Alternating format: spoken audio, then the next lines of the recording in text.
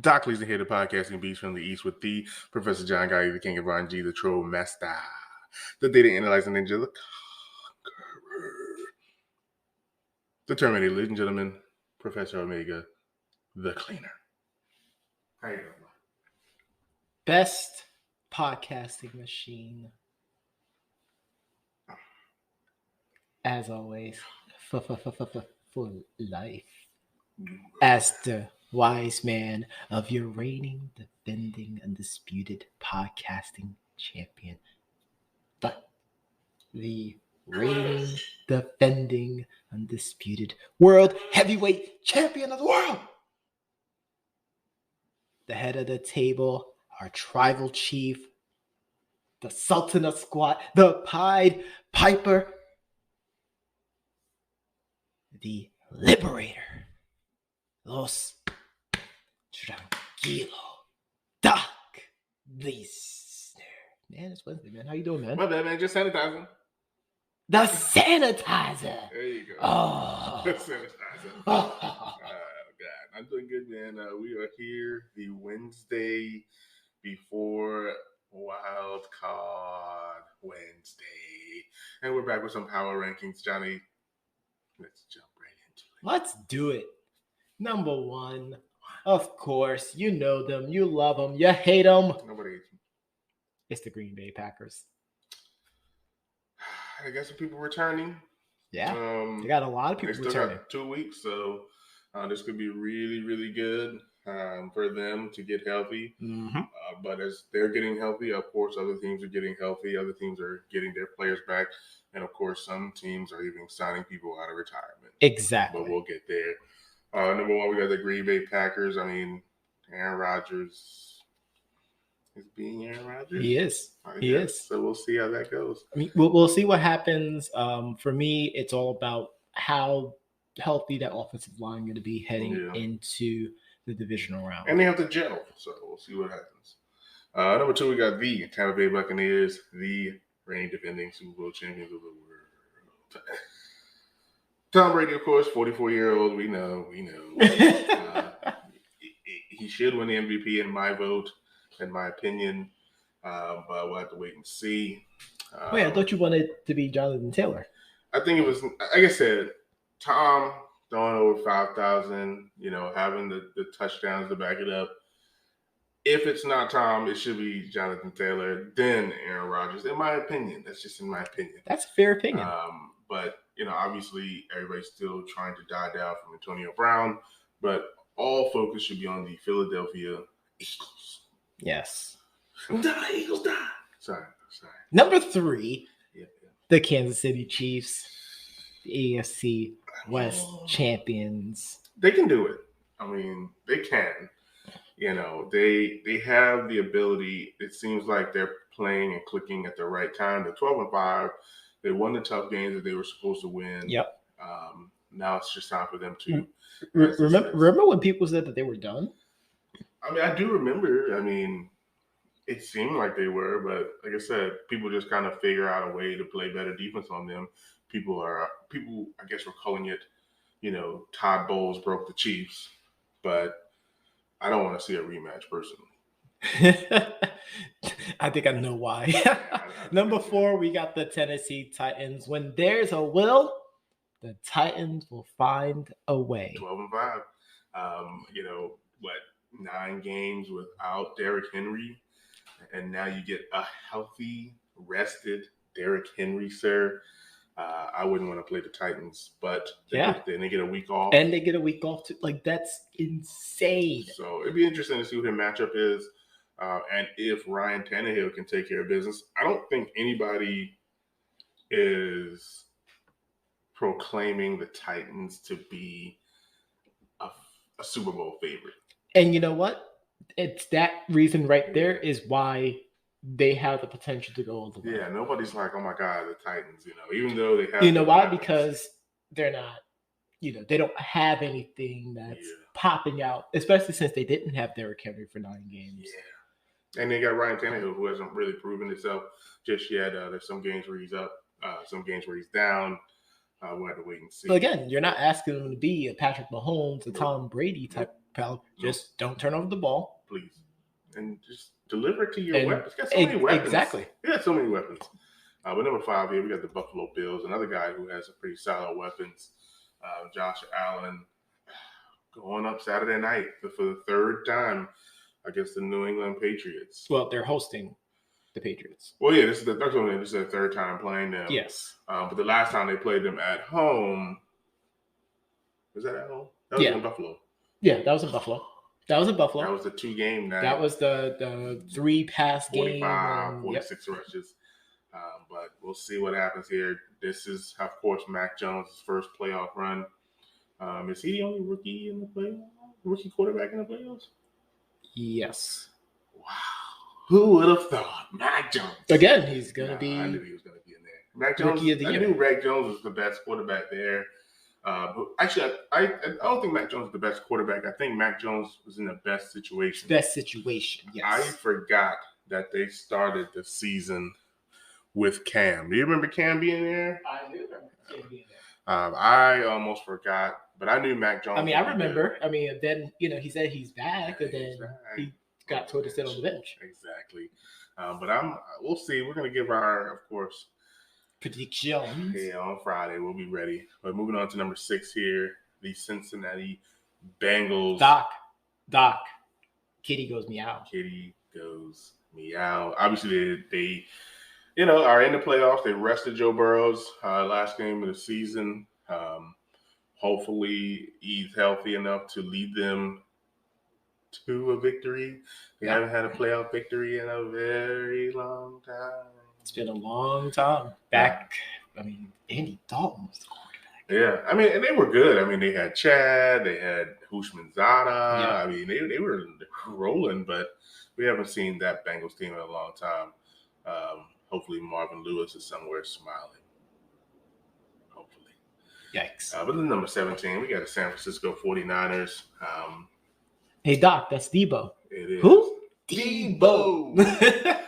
I think I saw this morning he has like 1,400 or 1,500 all-purpose yards this year. I guess, Kyle Shanahan said, forget it. We're just going to get the ball in the hands of our best playmaker. But we'll have to wait and see if Jimmy G will be playing, or will we see playoff Lance? We're going to have to see. Of course, I can't wait to talk about this matchup. Of course, the historical aspects of it. And, of course, who we got. Number 8, we got the LA Rams. They lost to the 49ers. But again, it's not like the 49ers a bad team, though. Yeah, okay. I love the win. Of course. I loved it because it pushed the Bucs up to number 2. But the Rams, who we just talked off the stream, bringing in veteran Eric Weddle to, I guess, solidify their secondary. We'll see how that goes. I'm not sure about bringing a safety off the street who's retired. I'm sure he stayed in shape, but I'm not sure. Stayed in shape and stayed in football shape is 2 totally different shapes, though. Completely. But the Rams have a good opportunity to go deep into the playoffs with a victory this week. We have to just wait and see. Absolutely. And number 9, we got them boys. They got a 51-26 win over the Eagles. So? Eagles most likely starting to arrest people. Possibly. I'm not sure. So, like I said, the Cowboys they're interesting. They're going to be in for a tough task against a really, really strong pass rush with the 49ers defense. And that's where the Cowboys struggle. Their entire front 7 actually is really, really good. Yeah, but that's where the Cowboys struggle when that front 3, front 4 is getting pressure. That's how the Cardinals beat the Cowboys a couple of weeks ago. We have a major issue with Dak being under pressure, throwing the ball erratically, and then that's when the drops start. But without Michael Gallup, they're going to rely heavily on CeeDee Lamb. Mary had a little lamb, and Coop. But we'll have to wait and see. And then lastly, number 10, the New England Patriots, the aforementioned Mac Jones. Getting into the playoffs, the only rookie in the playoffs with the best situation, as Doc mentioned. Yeah, I mean, he had, Josh McDaniels, a pretty solid defense. He's not complaining about weapons. I mean, they got him some good weapons, though. They put some good people around him, I think. Yeah, he has the tools. Yeah, I think they put some good people around him. But they just didn't ask him to do all that much. And it's going to be interesting to see what the Bills have in store for him. But the last, we got some 11, 12. Who else is in the playoffs down there? Obviously, number 11, we got the Arizona Cardinals.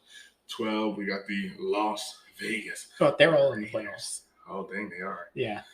Who's the last team? Yeah, all 14 is in the playoffs. The Steelers are the last team, I guess, that we should cover here, as the Steeler Nation was. What's the term? I forgot. Steelers got skip out. What's the crazy Steeler fan name? Oh, the Yinzers. The Yinzers went nuts as the Chargers called a timeout that led to the famous field goal. I heard that the kicker Carson got a donation from Steeler fans for that big kick that sent them to the playoffs. Yeah, they donated to all the charities that he is associated with. That's so nuts. It doesn't surprise me. No, absolutely not. Absolutely not. Literally. I feel like the Bills. The Raiders try to give a Colts a knee, right, and end up getting him a foot. Shout out to Tom Grassi for that line. Wow.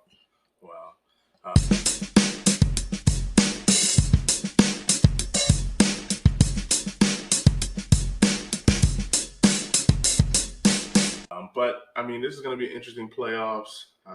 We'll see what happens. I'm looking forward to what these teams do in the offseason. Obviously, we've had some firings, some resignings, a lot of different things. And this just in. Well, I mean, came in yesterday, but you know what I mean. Joe Judge fired after 2 seasons on the job. And honestly, I don't even remember the first season. This feels like this is the first season, if I'm being honest. I don't even remember his first season and what they did in the first season. Which is crazy because they could have won that freaking division last year. I had forgot all about that, but the division was such in a disarray. But I personally feel like this comes in interesting time. As we know, David Gettleman retired on Monday, and I was talking to my cousin. He got fired with benefits. Right. It's funny because I was talking to my cousin about it, and I was like, "Oh, hey, Gettleman's out. I know your dreams have come true. Right? Your dreams have come true." And he's like, "Yeah, but we still got Judge, and it doesn't make any sense to bring in a new GM and still have the same coach." And I was like, "Yeah, but they'll probably have 1 year, and then they'll dismiss him." But I saw a post. Okay. And the post said, Joe Judge's behavior is almost as if he's daring the Giants to fire him. That's what it said. Because, I mean, he was out there talking about how old players are saying how they wish they were still at Giants, and this isn't a dance and pony show, or, this is a classic or a classy organization, all kinds of crap. And then he goes and does a QB sneak on 3rd and 9. Yeah. So I think if anything, he got fired for that call. 3rd and 9, because the offensive coordinator. You know how many times we would say that, like a coach about to get fired because of this particular play call. But you know that on 3rd and 9, there's no way that the offensive coordinator called that. There's no possible way. I don't believe it. And then if you let the offensive coordinator call that, and the problem is we won't know. Nah, I don't believe it. But he's out. 2nd year. I'm more in favor of this one than, of course, Brian Flores. Brian Flores, of course. Yeah. But could you imagine Brian Flores going to the New York Giants? Which we'll talk about tomorrow, of course. Of course. When we go over the coaching vacancies. And tune in, folks. We'll probably rank the jobs from worst to first. Like which jobs, if we were a coach, we would take. But finally, we get the news and the update on a Crimson Tide wide receiver, Jameson Williams. And I figured that it was, but he did indeed tear his ACL in the national championship game. Of course, he has some time to go ahead and rehab that. Obviously, he is rated as the number 1 receiver and number 6 prospect overall in the 2022 draft. And of course, that's both by Mel Kiper and Todd McShay. Of course. But with this injury, and a lot of kids do this, it's like, do you enter the draft or do you go back to school for a senior season? And I think that's one of the things that he's going to have to decide. And he has to decide that really rather quickly because Monday yes, is the deadline for players to declare. If you could give him a piece of advice, you've just torn your ACL. I mean, obviously teams have took chances on guys. The only thing about it, you usually don't get that chance in the first round. We had that with Jalen Waddle. We did, actually. But I didn't see, with Jalen Waddle, though, I didn't think that his draft stock rose or went down due to his injury. I felt like he was just a one-trick pony in college, and maybe that's just because of the way Alabama used him. And that's probably it. But this kid right here, obviously completely different species. I mean, he's, obviously bigger, a little stronger, and he's ranked a little higher. I mean, he's the number 1 wide receiver for a reason. But when I look at the top teams, in the draft, who, are people taking wide receivers as high still? I mean, you can always use with a, game-changing, potentially cornerstone offensive weapon like a wide receiver. The issue is, outside of the Jaguars, right, they still need QBs. Well, or in some cases, a offensive line. I mean, I guess it depends because, when you look at